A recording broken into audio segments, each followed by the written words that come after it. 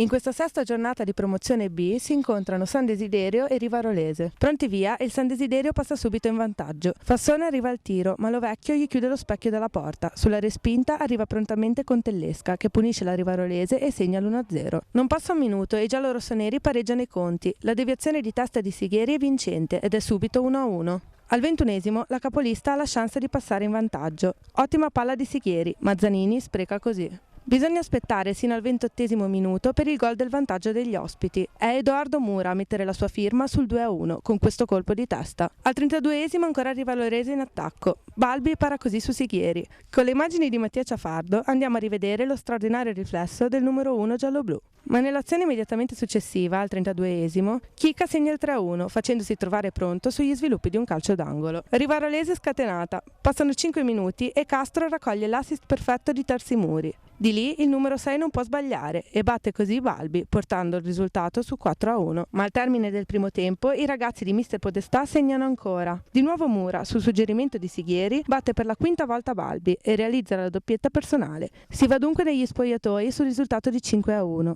Il secondo tempo riprende a ritmo più lento e povero di occasioni da gol. Poco e nulla nei primi 20 minuti di gioco. Bisogna attendere sino al 22esimo minuto per il primo gol della ripresa. Il San Desiderio accorcia le distanze con il numero 9 Bisogni. La sua conclusione passa sotto le gambe di Lovecchio. Siamo 5-2. Proprio sullo scadere la Rivarolese si fa ancora beffare da palla inattiva. Questa volta è Cogno a battere la difesa avversaria, segnando il definitivo 5-3. A San Desiderio pioggia di gol e di emozioni. Termina infatti 2-5 l'incontro fra San Desiderio e Rivarolese. I giallorossoneri, con un'ottima prestazione, si confermano in vetta alla classifica di questa promozione B.